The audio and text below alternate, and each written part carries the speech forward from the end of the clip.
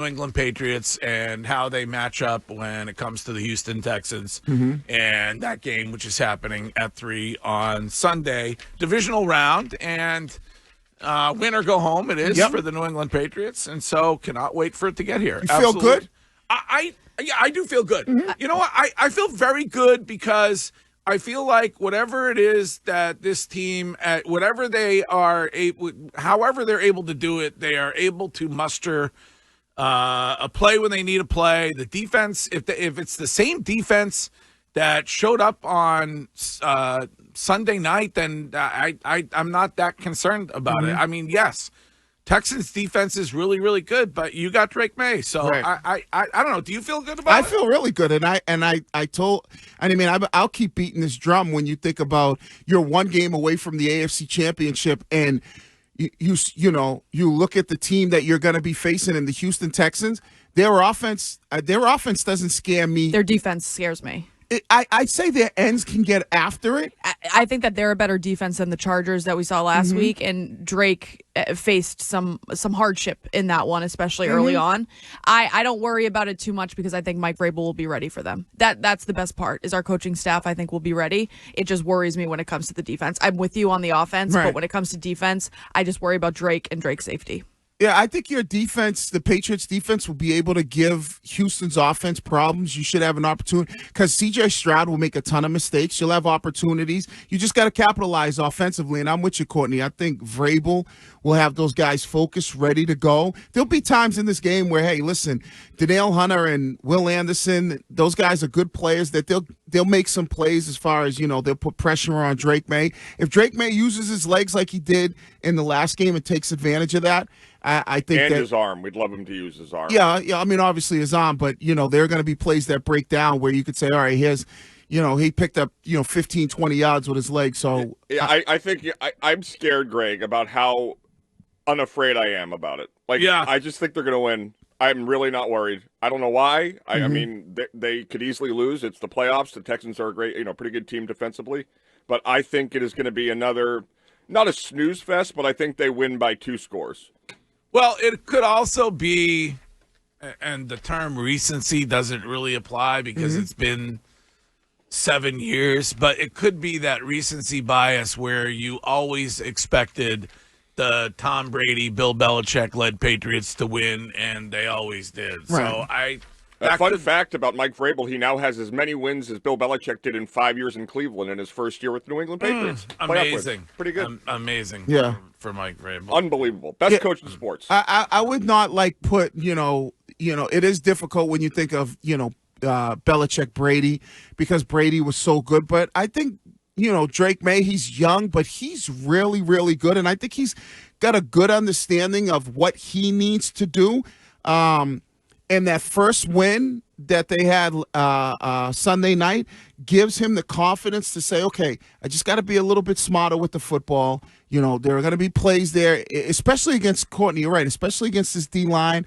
You know what? If I can't do anything with it and I can't get out of the pocket and I can't run, there's no need to try to be throwing the football when there are guys all around me. It also could be that the Texans are down without Nico Collins because he suffers that concussion last night. He's in the same position. I mean, I'm confident that Christian Gonzalez is going to be back. I just feel like whether it's what he said to Zach Cox or the way Mike Vrabel answered it yesterday, I'm confident he'll be back, but Nico Collins is in the same boat. And so if you're missing him, then that offense takes another hit. Well, yeah, but I mean, who the hell knows? Because like you said, if they might be missing him, we don't know what's going on with Christian Gonzalez. But either way, even if Nico Collins plays, I don't think this offense worries. I had more concern last week with the Chargers offense than I do the Texans offense. Way more concern. Yeah, so I'm not really I think it's going to be one of these games where Vrabel's going to have these guys locked in, understanding what you're playing for. To the fact that we're sitting here and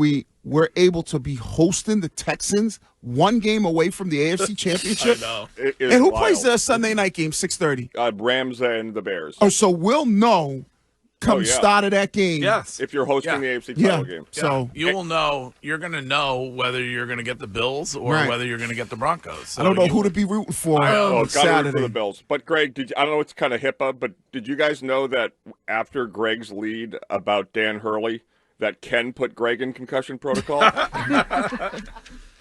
First of all, I think this is the playoffs, and they're not going to hold him out. And it's not even when a spotter is the one who says, "Wait a minute, I think that guy might be concussed."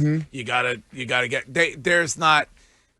You can work your way around that very easily. Yeah, it's so bogus. Josh Allen went into the blue medical tent and was immediately cleared of concussion protocol. It's all bogus. It depends on the player. It depends on whether it's all for appearances, regular season or playoffs. And they're not gonna. There's no way that they are keeping Christian Gonzalez out of this football game. And at this stage, Wiggs, you obviously were a part of this. You're part of a lawsuit against the NFL regarding concussions. But in the playoffs, players know what they're risking. Yeah. Like, if you ask Julian Edelman again about Super Bowl 49 when he got absolutely throttled over the middle of the field and fell down before getting to the end zone, if he would do it all over again, he would say yes. Yeah, I think every player who plays football understands what they're getting into. The concussion case is a little different because back then you didn't know the severity of the long-term effects. Yeah. And they basically were like, how many fingers I get up? And if they were holding 2 and you said 4, they're like, all right, you're fine, get back in the game. Close enough. Yeah, so I think, now they do a good job. But you're right. It's, a guy gets dinged up. He feels good. I don't know what the concussion protocol is. I don't know what they ask him when they go in the tent because we didn't have that, or if they take him, into the back of the locker room. But it seems like all the guys that go into the protocol, there's a pretty high percentage of those guys always return into games. Well, the Christian Gonzalez thing didn't look, and weak and easy for us to say, but it didn't look that bad. Yeah. Like, basically, doesn't take much the though. Dude landed on his head. It wasn't like it wasn't like head and helmet, banged off the turf or whatever. But I would guess that he's playing on Sunday. Yeah, I would say same for him. It would shock me if he's not. Yeah, and Nico Collins. Nico Collins looked a lot worse. Right, even though he got carted off, I understand it, but the game is a week away. By Thursday, does he feel better? To Greg's point, like when Christian Gonzalez went down, he was reaching for his knee. Like I thought he hurt his knee after that one. Nico Collins hit his head pretty damn hard on that ground. But you don't need much. You know what I'd like you to try one day? Just you work with Dan at Trainer Dan.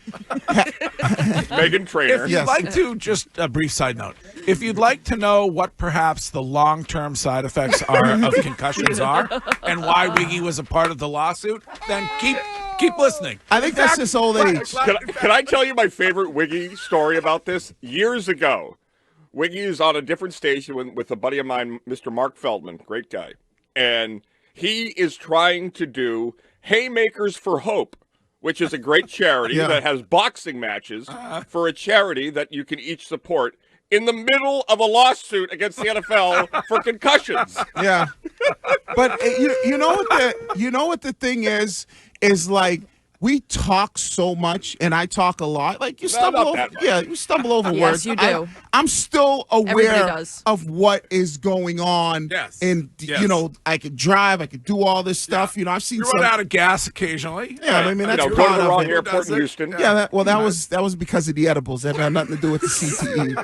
But you play the game, you deal with some stuff, some memory, like names. I tend to forget names and stuff like that. That's a real struggle for you. But what I was saying is, favorite is we go to a different floor. Like last week, we had a meeting up in the middle part of this building, and these people just keep walking past. And Greg's like, "Who's that? Who's that?" And Wiggy's like, "Bill." I would say have your trainer get a little boxing glove, and just have you punch you, not very hard.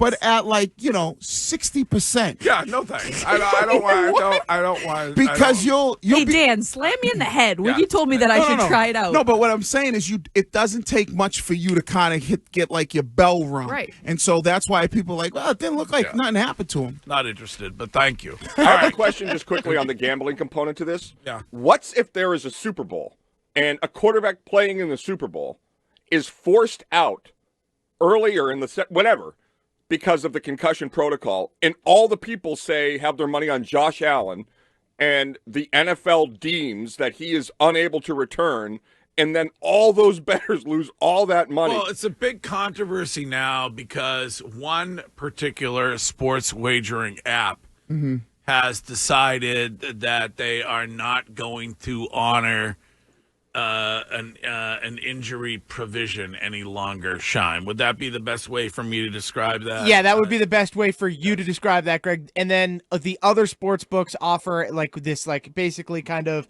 if a guy goes out in the first half, it's insurance. It's great insurance, way to put it. Yep. Essentially, if you have a prop and that player ends up being injured, then you have an insurance. Right. And some are doing it and some are not. Right. And I don't think the NFL would, unless the guy was. Why do people insure trips? Why, you know, when you're booking a flight, they say, "Do you want to insure it?" What does that even mean? It means nothing. Well, because in case something goes wrong, you can get your money back. Yeah, but even when something goes wrong, it's a pain in the ass to get your money back. It's a scam, but the thing is, Curtis, even if the guy would have to be like Tua Tagovailoa and basically in that frozen state for the NFL to hold him out of a Super Bowl, they would try to wheel him back out there no matter what. Yeah. All right. Speaking of wagering, what is the early line on Sunday's matchup between the New England Patriots and the Houston Texans? So the look ahead was 2.5 at last check. I will pull it up now for you, though. Let's see if it is updated. It is currently, Patriots by 3. It's already moved. All right. Excellent.